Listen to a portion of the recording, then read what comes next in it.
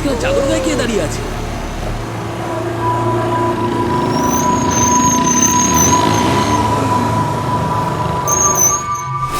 চেঁচাবে না, এত জোরে চালাবে না, নিয়ম জানো না তোমরা? আরে কেন ট্রাফিক হাবিলদার হচ্ছে কাকা? বিশাল আমাদের নিয়ম শেখাতে এসেছে। গৌরব, শেখর, চল।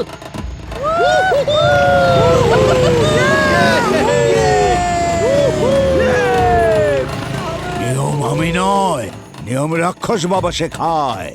তিনি অনুমতি দেন না। ফিরে এসো।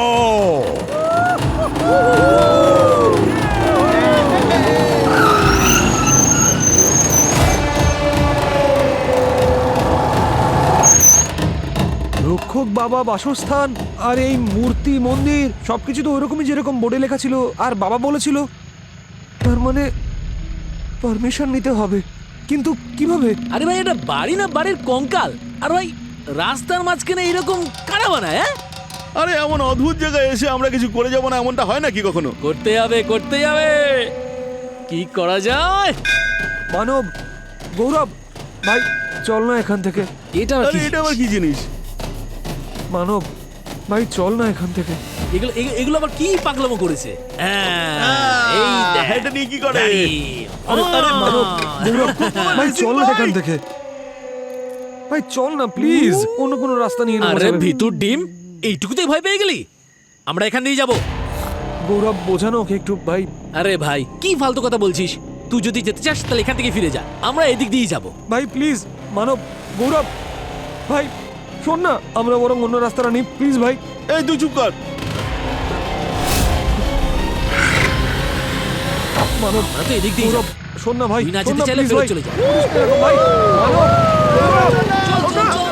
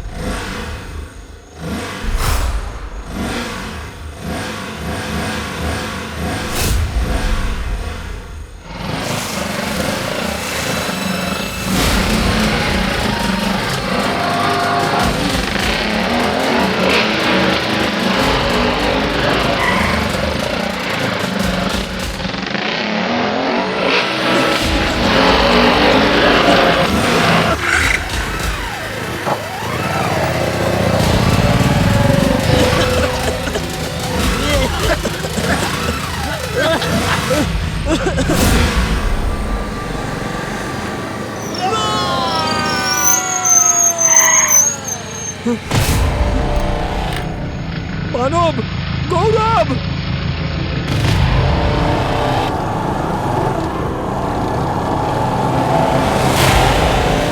মানব, গৌরব।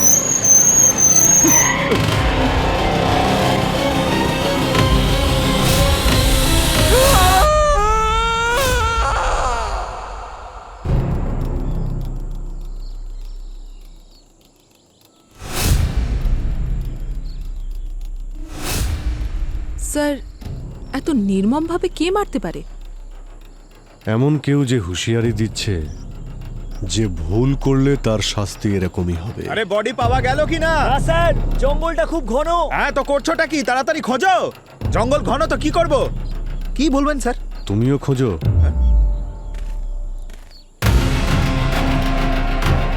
আচ্ছা, আরেকটা ছেলে?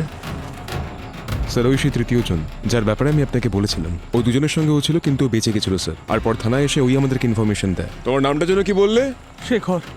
শেখর, আমি তোমার মনের অবস্থাটা বুঝতে পারছি, কিন্তু তোমার বন্ধুদের খুনিকে ধরার জন্যে তোমার সাহায্য লাগবে। কাল রাতে কি হয়েছিল বলো। স্যার, আমরা তিনজন বাইক ট্রিপে বেরিয়েছিলাম, মজা করতে করতে রাস্তা দিয়ে এগোচ্ছিলাম, ঠিক তখনই চেঁচাবে না, এত জোরে চালাবে না, নিয়ম জানো না তোমরা? আমাদের রক্ষক বাবার কথায় বিশ্বাস করা উচিত ছিল। আচ্ছা অফিসার, এই রক্ষক বাবার ঘটনাটা কি? এটা অনেক পুরনো গল্প। পার্নালাল নামে একটা লোক ছিল যে এখানে থাকতো, আর সে নিজের বাড়ি বানাতে চেয়েছিল। একদিন সাংঘাতিক বৃষ্টি হচ্ছিল, ও বাইক নিয়ে বেরোলো আর এখানে অ্যাক্সিডেন্ট হয়ে গেল। স্যার, সেই অ্যাক্সিডেন্টে ওর মাথাটা আলাদা হয়ে গেল। স্যার, তারপরে এই ফ্রেমটিকে যারাই বানানোর চেষ্টা করেছে তারা কেউ বাঁচেনি স্যার, সবাই মরে গেছে। এই রাস্তাটারই রক্ষা করেও, তাই সবাই ওকে রক্ষক বাবা বলে ডাকে। তারপর থেকে যখনই মানুষজন এখান দিয়ে যাওয়া আসা করে, কোনো সমস্যা হলেই এখানে খুব কুয়াশা হয়ে যায়, বাইকের আওয়াজ শোনা যায়, আর যারা এখান দিয়ে ক্রস করে যায় তারা কখনোই ফেরে না স্যার। এর আগেও কেউ মারা গেছে এখানে? গল্পই শুনেছি স্যার, কখনো চোখে দেখিনি স্যার। অভিজিৎ স্যার, হ্যাঁ পঙ্কজ, বডি স্পেলে নাকি? না স্যার, টায়ার মার্ক পেয়েছি। হ্যাঁ, এই দেখুন, 1 2 3, 3টে টায়ার মার্ক রয়েছে স্যার। দুটো হয়তো ওই দুটো ছেলের, আর তৃতীয়টা ওই ওই- ওই ভুতুরে লোকটার হবে স্যার। এরপরে ট্র্যাক করা কঠিন, কারণ এগুলো ঝোপঝাড় স্যার। আচ্ছা ওই দিকটায় কি চেক করেছো কোথা থেকে এসেছিল বাইকগুলো? ওখানে তো মাল্টিপল টায়ার মার্ক রয়েছে স্যার, ওখানে তো ইম্পসিবল খোঁজাটা। তেরি, স্যার একটা অদ্ভুত গন্ধ বেরোচ্ছে না? একটা স্মেল তো পাচ্ছি। পেট্রোল ডিজেলের মতো নয়, তবে অন্য কিছু একটার। দাঁড়াও, তোমরা ভেতরে যেতে পারবে না। এটা বাবার নিবাস স্থান, আমরা পুজো করি। দুটো খুন হয়েছে, ইনভেস্টিগেশন তো করতে হবে স্যার। ওসব অনেক জানা আছে ইনভেস্টিগেশন। মৃত ব্যক্তিরা রক্ষক বাবার অপমান করেছে। অনুমতি বিনা ভেতরে ঢুকলে দাঙ্গা লেগে যাবে।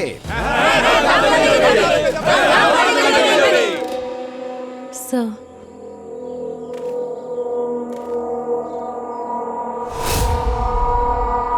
স্যার স্যার বডি তো দূরের কথা, এখানে তো রক্তের চিহ্নটুকুও নেই। মনে হচ্ছে এই মাথাগুলোকে এখানে কাটা হয়নি, তাহলে আশেপাশে রক্ত পাওয়া যেত। এই খুনগুলো অন্য কোথাও করা হয়েছে। আচ্ছা ইন্সপেক্টর, এই জঙ্গলটা কতটা বড়?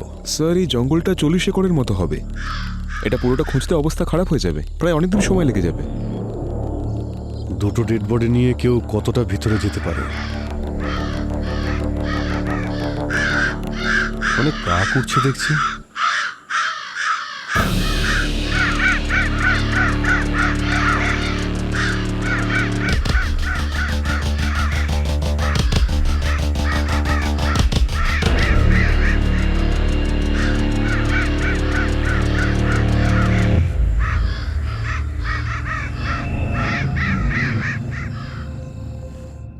একটা ইউনিফর্মেরই অভাব আছে পঙ্কজ, তাহলে একদম পুরো ব্যাক বেঞ্চার মনে হতো তোমাকে।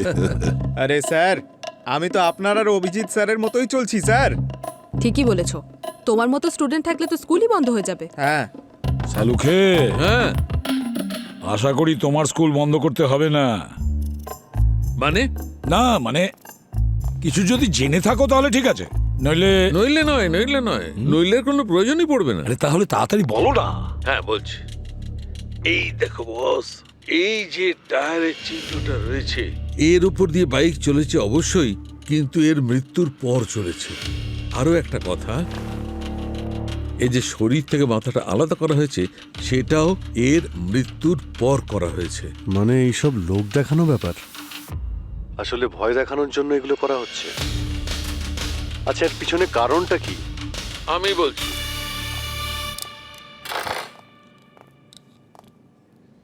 এই দেখো অভিজিৎ, এর মৃত্যু হয়েছে র্যাপিড হাইপোক্সিয়ার কারণে। আসলে এর রক্তে আর ফুসফুসে আমি সোডিয়াম অ্যাজাইড নামের কেমিক্যাল পেয়েছি। সেই কারণে এর রক্তে যে সেলস রয়েছে সেগুলো অক্সিজেন অ্যাবজর্ব করা বন্ধ করে দিয়েছিল, সেই জন্যই কোলাপস করে গেছে আর কিছুক্ষণের মধ্যেই মারা গেছে। অভিজিৎ, তুমি ওই তৃতীয় ছেলেটার ব্যাপারে বলেছিলে, কি যেন নাম ওর, শেখর। ও ওই কুয়াশার ব্যাপারে বলেছিল। ডক্টর সালুখে, যদি কুয়াশার মধ্যে ওই কেমিক্যালটা থাকে তাহলে ওই ওই শেখর ও বেঁচে গেল কি করে? দয়া, কুয়াশার মধ্যে সোডিয়াম অ্যাজাইড আসতেই পারে, কিন্তু এর কেসে তা নয়। তার মানে মানে ওই যে কুয়াশার মধ্যে যে স্মেলটা ছিল, ওটা এক ধরনের অ্যানাস্থেসিয়া। শেখরের মেডিকেল রিপোর্টে ওর স্কিনের ওপর আমি অ্যানাস্থেসিয়ার ট্রেসেস পেয়েছি, আর এই দুজনকে সোডিয়াম অ্যাজাইড ইনজেক্ট করা হয়েছে। সালুকে একটা কথা বলো, এই যে অ্যানাস্থেটিক এজেন্ট যেটা কুয়াশায় ছিল, আচ্ছা এটাতে মাথা তো ঘোরাতে পারে, এমনকি হ্যালুসিনেশনও হতে পারে। আচ্ছা এটা হয়নি তো যে শেখর যে রাইডার ছাড়াই মোটরসাইকেল সে দেখেছে, সেটা ওর হ্যালুসিনেশন? বস, হ্যালুসিনেশন হতেই পারে, ভ্রম হতেই পারে, কিন্তু এমন কোনো জিনিস যার দ্বারা খুব আলো হবে কারোর বা কোনো কিছুর শেপ বদলে যাবে, কিন্তু দেখো যে জিনিসটা আসলে নেই সেইটা দেখতে পাবে, এটা ইম্পসিবল। মানে চালক ছাড়া বাইক, সত্যি? আরে আমি বলছি না স্যার, এ তো বাইরের লোকেরা বলছিল। মানে কোনো পুরনো রীতিনীতির আড়ালে এই দুটো খুন করা হয়েছে, কিন্তু ওরা কি লুকোতে চাইছে? আচ্ছা, এটা ওদের পার্সোনাল ব্যাপার নয় তো? রিভেঞ্জ? দুজনের মাথা ওখানে ঝোলানো ছিল, কারণ যেই দুটো খুন করেছে মাথা দুটোকে ওপরে ঝুলিয়ে এটা প্রমাণ করতে চেয়েছে যে দেখো আমি কিভাবে খুন করি আর কিভাবে প্রতিশোধ নিই। দয়া, একটা কাজ করো, এই দুজন ভিকটিমের পুরো ইতিহাস বের করো, দেখা তো যাক। আর অভিজিৎ, এই রক্ষক বাবার ভালো করে খোঁজ নাও, জানা তো যাক এই রক্ষক বাবা কোথা থেকে এসেছে আর কিভাবে আবির্ভূত হয়েছে। এই রক্ষক বাবার গল্পের কারণে ঠিক কার কার লাভ হয়েছে। স্যার এই এই, কে তুই?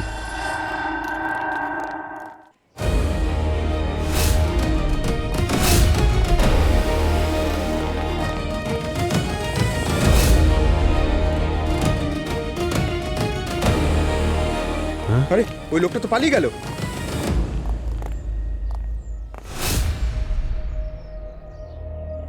এই চিহ্নটা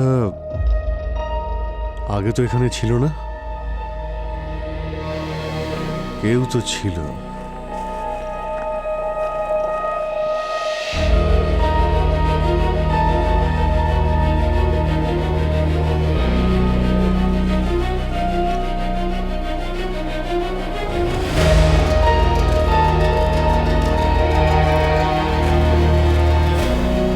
প্রত্যেক জায়গায় এই চিহ্নটা রয়েছে। চিহ্নটার মানেটা কি? ওদের মধ্যে যে ছেলেটা বেঁচে গেছিল সেও চিহ্নের কথা বলছিল। এই সেই চিহ্নটা নয় তো? আচ্ছা দাদা, এই চিহ্ন... আরে আরে দাদা, হ্যালো,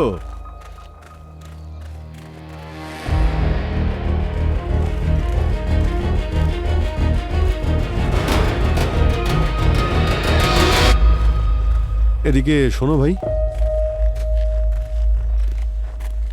আচ্ছা, এই ওখানে যে চিহ্নটা আঁকা রয়েছে লাল রঙের, এইরকম গোল মতো, তুমি কি জানো এটা কিসের চিহ্ন? এটা তো রক্ষক বাবা। হ্যাঁ, তুই এদিকে আয়। আরে আরে কি হলো? এখানে তো দেখছি সবাই মুখ বন্ধ করে রেখেছে।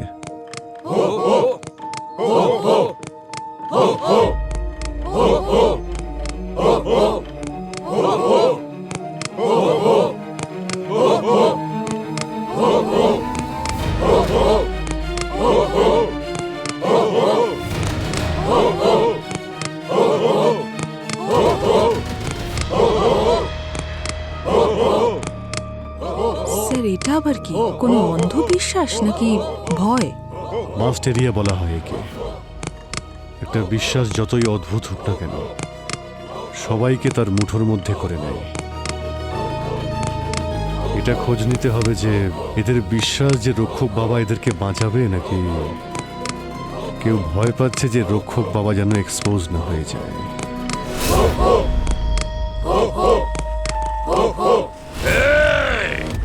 ওখানেই দাঁড়াও।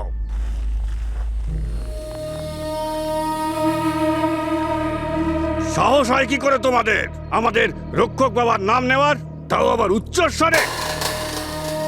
তোমরা বাইরের লোকেরা আমাদের নিয়ম কানুন জানো না, তোমরা তাকে সম্মান করো না।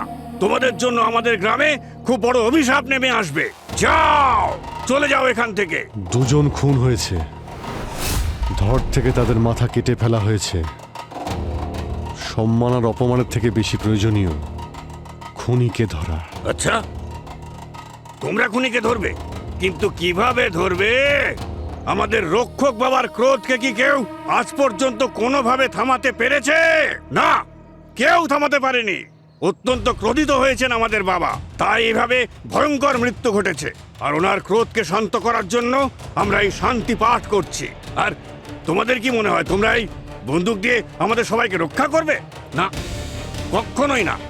এখানে কোনো রকম ভয়ঙ্কর অনর্থ ঘটার আগে আমি অনুরোধ করছি তোমাদের কাছে, চলে যাও। শুনতে পেলে না? যাও, চলে যাও। শুনতে পেলে না? যাও এখান থেকে। থেমে যাও, অনেক হয়েছে, থেমে যাও।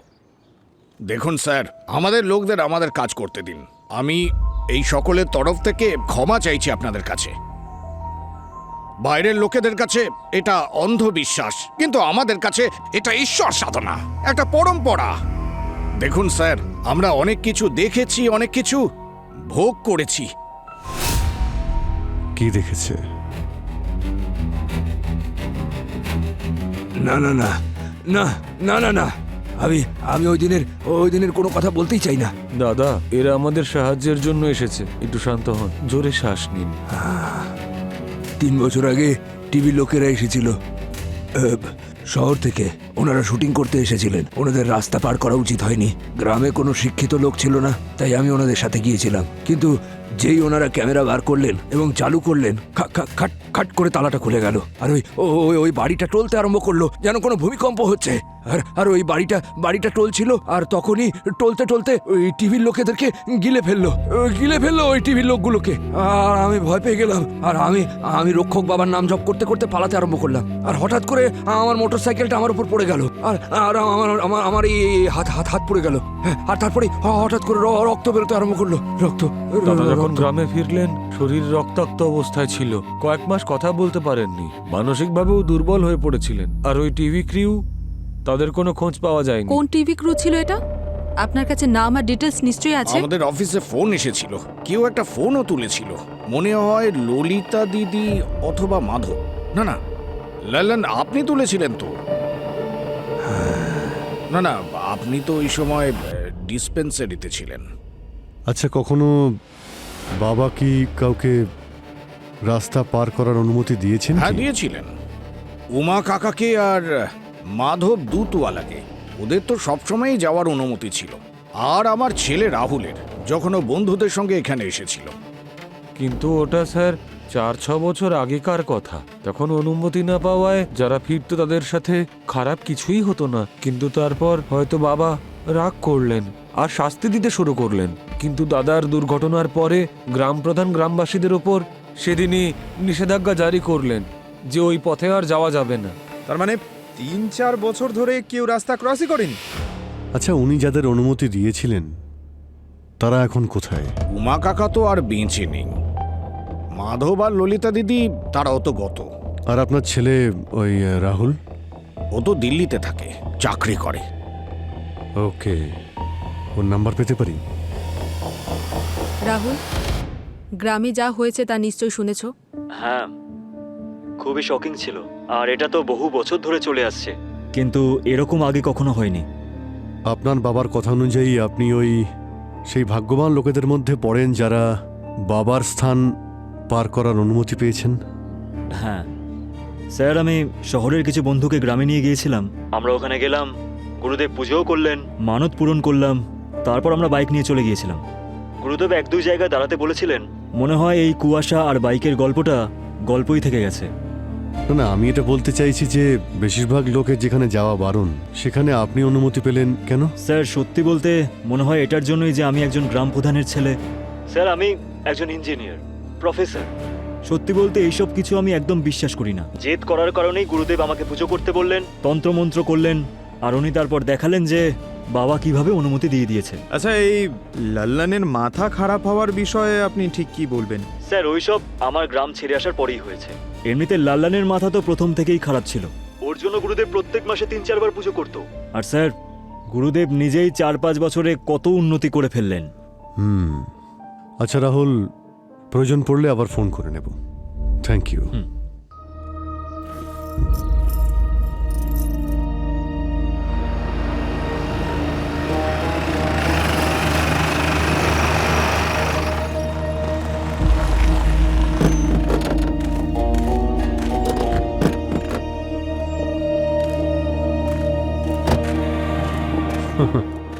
আসুন আসুন গুরুদেব, আসুন। আচ্ছা পঙ্কজ, আমি তো শুনলাম যে গ্রামের প্রধান মশাই লোকেদের এইখান থেকে যাতায়াত করা বারণ করে দিয়েছেন। আরে স্যার, সে তো আমাদের মতো সাধারণ মানুষের জন্য। রক্ষক বাবার গল্প শোনানোর মতন মহান ব্যক্তিদের জন্য নাকি? আরে হ্যাঁ, এই কথাটা তো ঠিক। আমি সব বুঝতে পারছি যে তোমরা দুজনে মিলে কি চক্রান্ত করছো। আসল খুনিকে ধরার বেলায় তোমরা লবডঙ্কা, আর এখন উঠে পড়ে আমার পেছনে লেগেছো তোমরা। মনে রেখো, যদি গ্রামবাসীরা কোনোভাবে জানতে পারে যে তোমরা আমাকে এখানে ঘিরে রেখেছো, তাহলে তাহলে তাহলে কি? হ্যাঁ, আরে আমার মনে হয় যে সবাইকে এখানে ডেকেই নি। আমার দেখতে খুব ইচ্ছে করছে যে যখন সবাই জানতে পারবে যে গুরুদেব তাদের বোকা বানাচ্ছেন, ওনার বাড়িতে কালো টাকা পড়ে রয়েছে, ওনার বাড়িতে প্রপার্টির পেপারস পড়ে রয়েছে, তাহলে ওরা কিভাবে রিয়্যাক্ট করবে। রক্ষক বাবার গল্প থেকে সব থেকে বেশি লাভ তুমি করছো রাকেশ নন্দন ওরফে গুরুদেব। এতটাই যে তুমি দুবাইতেও বাড়ি কিনে ফেলেছ আর নিজের সন্তানদের ওখানে সেটেল করে দিয়েছো। হ্যাঁ, তারপর শহর থেকে 3টে ছেলে আসে আর তোমার এই মন গড়া গল্পকে চ্যালেঞ্জ করে, আর তোমার মনে হলো যে গ্রামের লোকেদের ভয় কেটে যাওয়ার আগেই ওদের রাস্তা থেকে সরিয়ে দিতে হবে। আসলে কি, এই দেশে মানুষকে যুক্তি তর্ক দিয়ে নয়, ভয় দিয়ে বেঁধে রাখতে হয়। আর সেই ভয় আসে অলৌকিক কোনো ঘটনা থেকে, বুঝলে? আর যে সেই ভয়কে দূর করে ফেলে, সে গ্রামবাসীদের বিশ্বাসের পাত্র হয়ে ওঠে। আর বাকি রইল টাকা ইনকামের ব্যাপার। তো হ্যাঁ, আমি প্রচুর টাকা ইনকাম করেছি, কিন্তু কারো কাছ থেকে কেড়ে বা ছিনিয়ে নয়, কারোর পকেটে হাত ঢুকিয়ে নয়, নিজের শ্রদ্ধা থেকে, নিজের ইচ্ছায়, ঈশ্বরের উপর ভরসা রেখে, রক্ষক বাবার উপর ভরসা রেখে লোকে নানা রকম যজ্ঞ করিয়েছে আমাকে দিয়ে, বুঝতে পারলে? আর বাকি রইল যা আপনারা দেখেছেন, ও হলো আমার নায়েব। আর সারাদিনে টাকা পয়সার হিসেব দিতে ও এখানে আসে, কারণ এটাই হলো নির্জন সুরক্ষিত জায়গা, টাকা পয়সার লেনদেনের জন্য সব থেকে সুরক্ষিত জায়গা। আর আমি এতটাও মূর্খ নই যে আমার এই প্রতিষ্ঠাকে আমি বাজিতে লাগাবো। একটুখানি নিজের বুদ্ধির প্রয়োগ করুন। আমি পাগল নই যে মিডিয়াকে, পুলিশকে আমি এখানে ঢুকতে দেব। 300 লোকও যদি আসে না, তাহলে প্রমাণ করতে পারবে না এই গ্রামের লোকেদের কাছে আমি যে মিথ্যেকে প্রতিষ্ঠিত করেছি না, সেটা এরকমই থাকবে। যদি তোমাদের কাছে আমার বিরুদ্ধে কোনো প্রমাণ না থাকে, তাহলে ভালোবেসে বলো, জয় রক্ষক বাবা, আর আমার রাস্তা থেকে সরো। হ্যাঁ,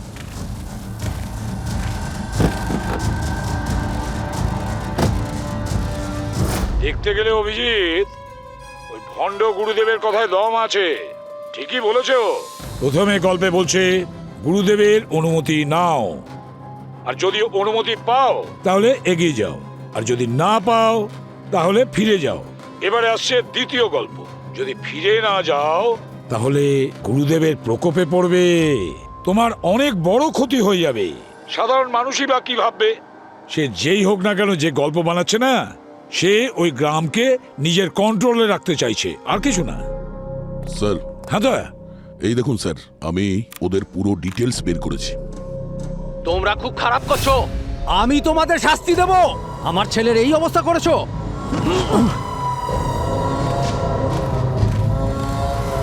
স্যার, ভিকটিম মানব, গৌরব আর যে বেঁচে গেছে শেখর, স্যার ওরা 3 জনে কানপুরের একটা কলেজে পড়াশোনা করত। স্যার, 2 বছর আগে এই 3 জনে মিলে একজন কলেজের স্টুডেন্টকে এমন বিরক্ত করেছিল যে ওকে হসপিটালে ভর্তি করতে হয়েছিল। স্যার, এই 3 জনের জেল হওয়ার কথা ছিল, কিন্তু এই শেখরের বাবা অনেক বড় বিল্ডার স্যার, মিস্টার ডাংরা, উনি ওনার ইনফ্লুয়েন্স দিয়ে এই 3 জনের জেল যাওয়া আটকেছিলেন। কিন্তু যে ছেলেটাকে বিরক্ত করেছিল ওর বাবা জয়প্রকাশ, উনি খুবই রেগেছিলেন ওদের ওপর, ওখানে ওদের অনেক হুমকিও দিয়েছিলেন। কিন্তু পরে এই 3 জনের ওপরে 2 বার অ্যাটাকও করেছিলেন উনি। কেস ফাইল হয়েছিল, কিন্তু প্রমাণ পাওয়া যায়নি। দয়া, এটাও তো হতে পারে যে একজন বাবা, যার ছেলে মৃত্যুর মুখে গিয়েও ফিরে এসেছে, আর যার মনে হয় যে সে সিস্টেম থেকে সঠিক বিচার পায়নি, সে একটা পুরনো গল্প থেকে আইডিয়া নেয়, ওই 3 জনকে, যে 3 জন ওনার ছেলেকে ডিস্টার্ব করেছে, ওই 3 জনের মধ্যে 2 জনকে মেরে ফেলেছে, কিন্তু 3য় জনকে সে মারেনি। তৃতীয় জন যে শেখর, তাকে কিন্তু সে মারেনি। অভিজিৎ, কানপুরে গিয়ে ওই জয়প্রকাশ আর তার ফ্যামিলির সঙ্গে দেখা করো, ভালো করে চেক করো ওর ব্যাকগ্রাউন্ড। আর তাছাড়া ওই রাস্তাতেও যাও যে রাস্তায় কুয়াশা ছড়ানো ছিল, সেখানে গিয়ে দেখো, খোঁজ নাও যে ওখানে ওই রাস্তায় যেতে গেলে মানুষ কেন ভয় পায়, কি এমন আতঙ্ক আছে ওই রাস্তায়, আর লোকেরা যদি ওই রাস্তায় না যায় তাহলে কার লাভ হয়।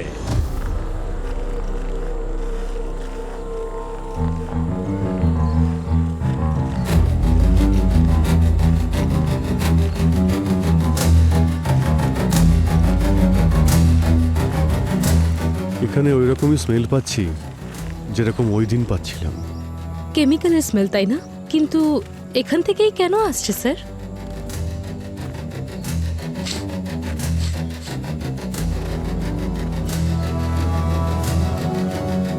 এখানেই কিছু আছে।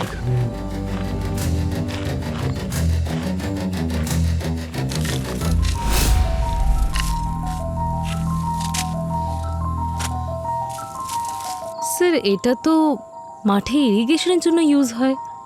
এটা এখানে জঙ্গলে কি করছে? পুরো জং পড়ে আছে, কিন্তু এটা জং পড়া স্মেল নয়, অন্য কিছু। এই কারা তোমরা? ওই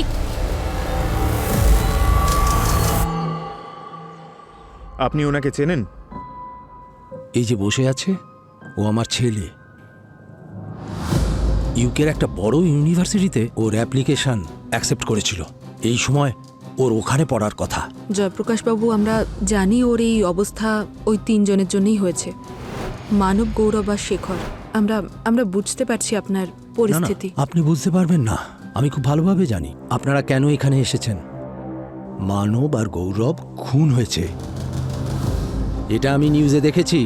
আর সত্যি বলছি, এতে আমার একদম খারাপ লাগেনি। হতে পারে আপনাদের সিস্টেম ওদের শাস্তি দেবে না, তবে নিজের কর্মফল সবাইকে ভোগ করতে হয়।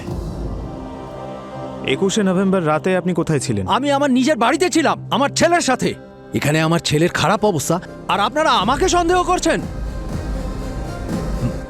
সরি। যেদিন ওরা জেল থেকে ছাড়া পেল না, ওটা শেখরের বাবার জন্য। আমি এত রেগে গেছিলাম না, আমার মনে হচ্ছিল যেন নিজের হাতে ওদের মেরে ফেলি। বিশেষ করে ওই মানব আর গৌরবকে। এমন হতে পারে শেখর শুধু আর কিছু নয়, ওদের সঙ্গে ছিল। কিন্তু একবার আমি ওকে অ্যাটাক করবারও চেষ্টা করেছিলাম। তখন আমার ছেলে আমাকে বোঝালো, তাহলে ওদের আর আমাদের মধ্যে পার্থক্য কি? তখন আমি পিছিয়ে আসি। আপনাদের প্রমাণ চাই? তাহলে এই সিসিটিভি ভিডিও চেক করুন। আমি সেফটির জন্য লাগিয়েছি, আমার ছেলের জন্য। আর চাইলে আপনারা নার্সের সঙ্গে কথা বলুন। ওই রাতে আমি নিজের বাড়িতে ছিলাম। স্যার, ওই জঙ্গলের মধ্যে আমরা ওই কেমিক্যালের স্মেল আবার পেয়েছি। আমরা অনেকক্ষণ ধরে হাত দিয়ে মাটি সরানোর চেষ্টা করলাম, তখন একটা জং ধরা পাইপ দেখতে পাই। যদি এই পাইপটা জং ধরা হয়, পুরনো হয়, তাহলে ওর থেকে কেমিক্যালের গন্ধ আসতে পারে না। নিশ্চয়ই ওই কুয়াশা আছে না, সেটা ওই পাইপের মাধ্যমে রাস্তায় ছড়ানো হয়েছে। আচ্ছা, পাইপের ইনলেট কোথায় দেখতে পেয়েছো? স্যার, বেশি খোঁড়ার জন্য তো গাইতির প্রয়োজন হতো। ব্যাপারটা সেন্সিটিভ স্যার, বিশ্বাসের ব্যাপার। তাই সঠিক প্রমাণ ছাড়া তালা ভাঙলে আর মন্দিরের ভিতরে ঢুকলে ঝামেলা বাঁধতে পারে স্যার। স্যার, এছাড়া আমরা সমস্ত রাস্তা সার্চ করেছি। রাস্তাটা 1.5 কিলোমিটার লম্বা, আশেপাশে কোনো ঘর বাড়িও নেই, আর অন্যদিকে হাইওয়ে আছে। স্যার, মনে হলো কয়েকজন আমাদের পিছু নিয়েছে, তাই আমরা ওদের ধরি। স্যার, আর কত মারবেন স্যার? আমার কথাটা তো শুনুন স্যার। বল। স্যার আমরা সরকারি কর্মচারী স্যার, কাজ করতে এসেছি এখানে। ভয় পাচ্ছিলাম যে যদি রক্ষক বাবার প্রকোপ আমাদের উপর পড়ে যায়। যখন আমরা আপনাদের দুজনকে দেখলাম, তখন আমরা ভাবলাম যে আগে আপনারা যান, যদি আপনাদের কিছু না হয় তাহলে আমাদেরও কিছু হবে না, তাই আপনাদের পিছন পিছন আসছিলাম স্যার। আর সরকারের কোন কাজ যেটা করতে তোমরা এখানে এসেছো? স্যার, এই রাস্তাটা বন্ধ করার ছিল। স্যার বললেন যে এখানে বাইপাস করার টেন্ডারটা পাস হয়ে গেছে। ভালোই হয়েছে না স্যার? এরকম অভিশপ্ত রাস্তার হাত থেকে তো বাঁচতে পারবো। হরিশ, রাস্তার কথা বলিস না রক্ষক বাবা। সরকারি লোক এই জন্য ছেড়ে দিচ্ছি। নাম ঠিকানা লিখুন আর এখান থেকে চলে যান। অভিজিৎ, খোঁজ নাও যে ওই বাইপাসের রোড কে কন্ট্রাক্ট নিয়েছে। আর একটা কথা, যদি এই খুন জয়প্রকাশ না করে থাকে তাহলে সেটা আর পার্সোনাল নেই। এই ব্যাপারটা ঘুরে ফিরে সেই জায়গায় যাচ্ছে, ওই রাস্তায়, কুয়াশা ভরা রাস্তায়। অভিজিৎ, খোঁজ নাও, খোঁজ নিয়ে দেখো ওই কুয়াশা ভরা রাস্তা যদি বন্ধ হয়ে যায় তাহলে কার কার লাভ হবে, কার লাভ হতে পারে, খুঁজে তাকে প্রশ্ন করো। ওই রক্ষক বাবার কাছে ঘুরে এসো, নিজেদের স্টাইলে অনুমতি নাও রক্ষক বাবার কাছ থেকে।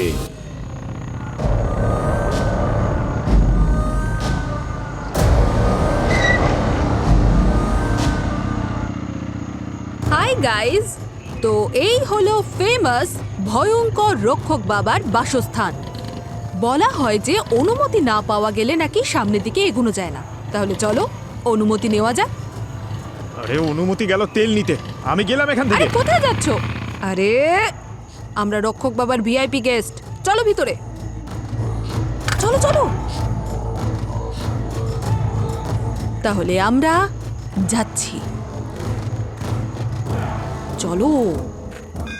আরে আরে আরে আরে ঘন্টা, আরে আরে আরে আমার ঘন্টা বেজে চলো, গেছে। চলো চলো চলো চলো। কে বাজাচ্ছে? আরে পেয়ে গেছি অনুমতি, চলো ভিতরে চলো। আরে মজা হবে, চলো চলো না। এই দেখুন, এই হলো বাসস্থান আর এই হলাম আমরা। মনে হচ্ছে এই ছোট ছোট বাইকগুলোকেও বাবা অনুমতি দিয়েছেন। হ্যাঁ, তাহলে পেয়ে গেলে তো অনুমতি। চলো তাহলে রাস্তা ক্রস করি, লেটস গো। সো বাবা, don't forget to like, share and subscribe. Let's go, চলো।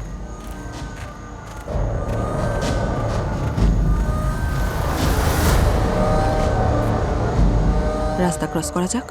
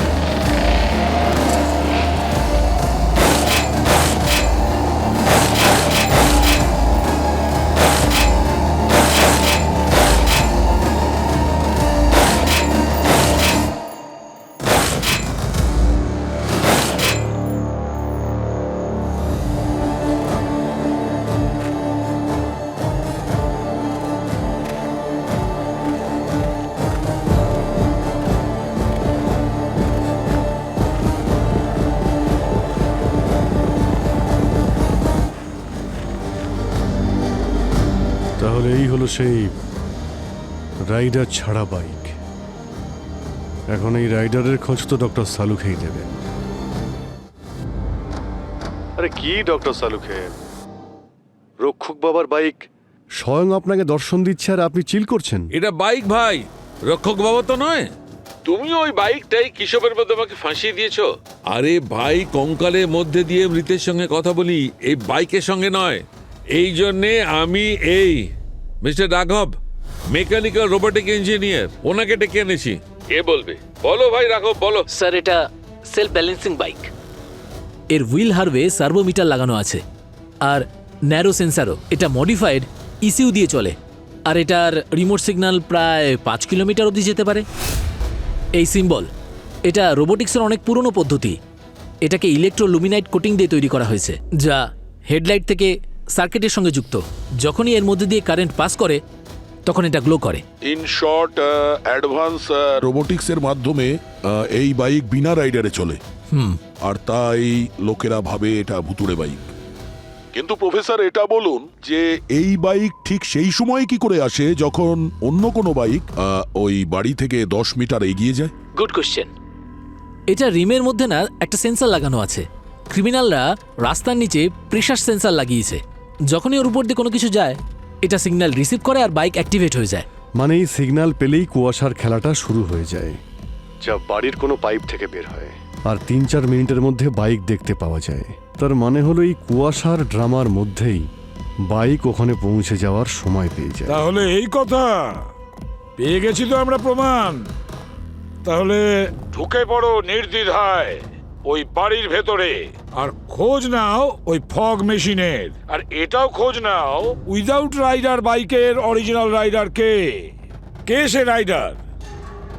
1 মিনিট, তুমি কোনো ইঞ্জিনিয়ারের সাথে কথা বলেছিলে না? গ্রাম প্রধানের ছেলে? স্যার আমি একজন ইঞ্জিনিয়ার, প্রফেসর। সত্যি বলতে এইসব কিছু আমি একদম বিশ্বাস করি না। ওই রাহুলের সঙ্গে কথা বলতে হবে। কিন্তু স্যার রাহুল এসব কেন করবে? আর যদিও দিল্লিতে থাকে তাহলে গ্রামে এইসব কাজ কে সামলাচ্ছে? তাহলে স্যার ওই বাইপাস রোড টেন্ডারের কি হবে? স্যার অনেকগুলো ব্যাপার আছে এখানে। 1 মিনিট বস, আমার কাছে এমন একটা জিনিস আছে যা তোমাদের এই প্রবলেম সলভ করে দেবে। 1 মিনিট, এই দেখো, এটা জিপসাম রেসিডিউ। বস, এটা আমি এই বাইকের টায়ারের মধ্যে থেকে পেয়েছি। ও জানো, এই জিপসাম এমন জায়গায় পাওয়া যায় যেখানে কনস্ট্রাকশন চলছে, দেওয়ালে রং করবার সময় লাগে। পঙ্কজ, কন্ট্রাক্টরের সঙ্গে কথা বলো।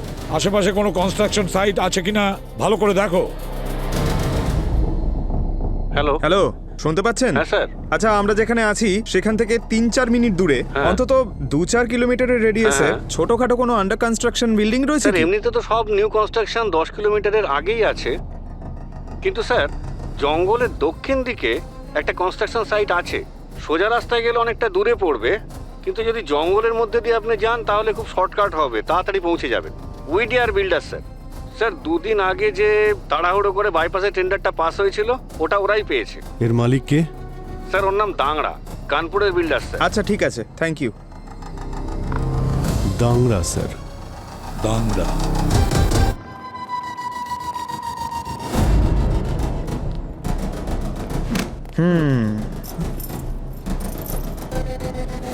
তোমার বাবা কোথায়? বাড়িতে, অফিসে, কোথাও নেই? মানব আর গৌরবকে কে মারতে চেয়েছিল? হ্যাঁ, তুই নাকি বাবা? না স্যার, খুন না না, আমরা তো শুধু বাইকিং। বাইকিং এর আইডিয়া তোমার ছিল না? তুমি সবাইকে ওখানে নিয়ে গিয়েছিলে? না, সে তো বাবা বাবা বলেছিল যে জায়গাটা খুব সুন্দর, শুধু বাসস্থান থেকে দূরে থাকতে।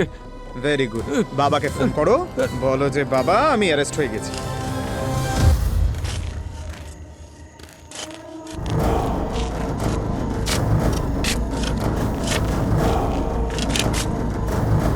ম্যাডাম, এখানে কিছু পেয়েছি।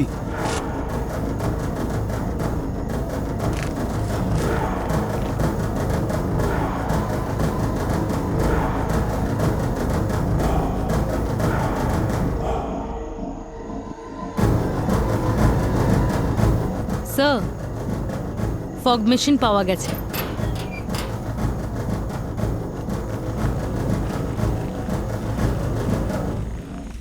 দেখো ওদিকটা, পুরো এরিয়াটা ভালো করে তল্লাশি করো। স্যার আমি এই দিকটা দেখছি। ঠিক আছে।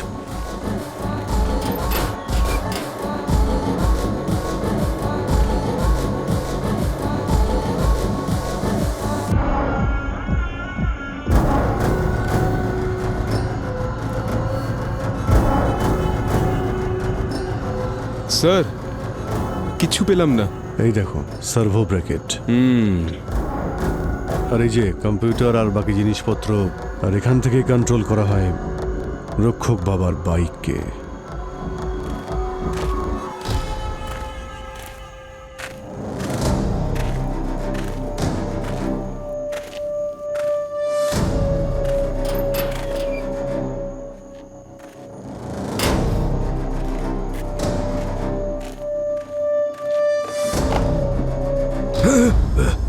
জিনিসপত্র নিয়ে পালিয়ে যাওয়ার জন্য ব্যস্ত নাকি?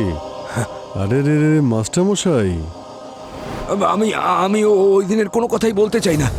এই লাল্লান বাবু স্কুল চালানোর পাশাপাশি রক্ষক বাবার বাইকও চালান, তাই না? আমি তো শুধু সাহায্য করছিলাম স্যার। অনেক অনেক টাকা দিচ্ছিলেন ওনারা। হ্যাঁ তারা স্যার। কোন সাহেব যারা তোমায় টাকা দিচ্ছিল?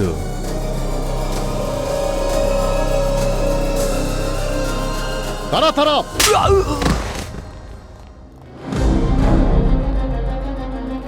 সব আসুন আসুন, গ্রাম প্রধানের নয়নের মণি, রোবোটিক জিনিয়াস ছেলে রাহুল বাবু, আসুন দেখুন আপনার পার্টনার আপনারই জন্য অপেক্ষা করছে।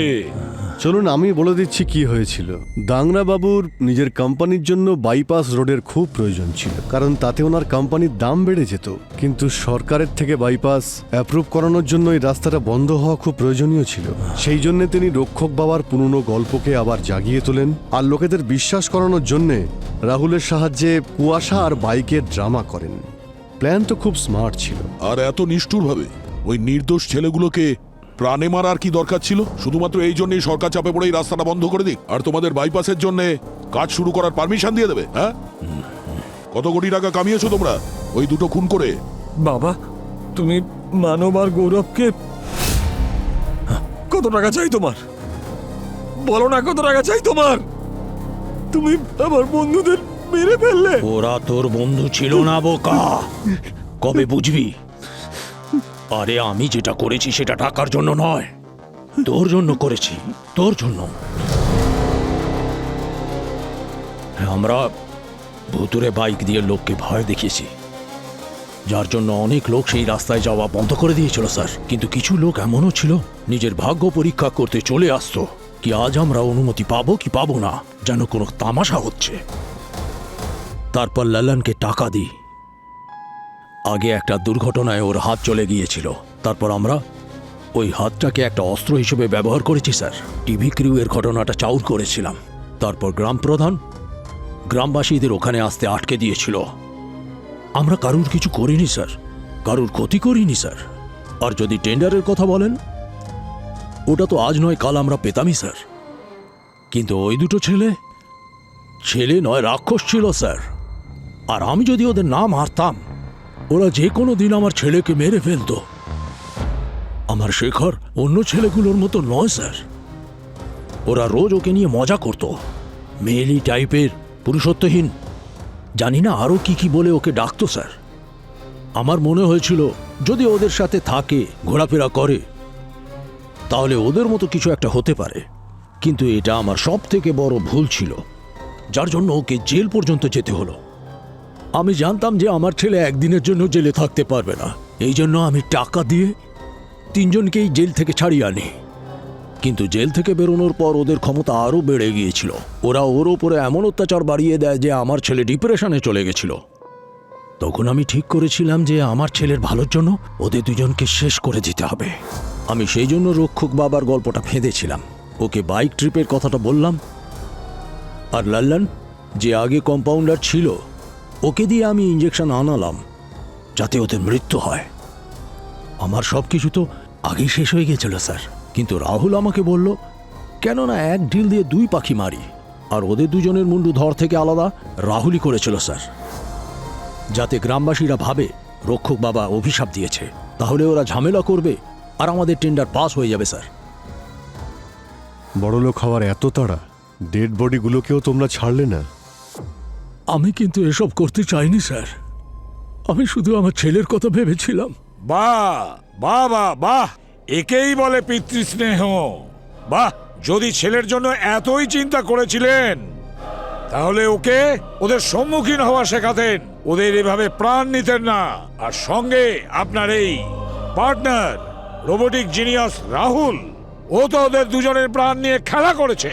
এবার সারা জীবন ধরে আপনার এই স্নেহের ছেলে নিজে নিজেকে দোষারোপ করবে যে আমার কারণে দুটো লোকের প্রাণ চলে গেছে, তাদের খুন আমার বাবা করেছে। আর আপনি একাই বসে জেলে অনুতাপে দগ্ধ হতে থাকবেন। এটা আমি কি করেছি আমার নিজের ছেলের সঙ্গে?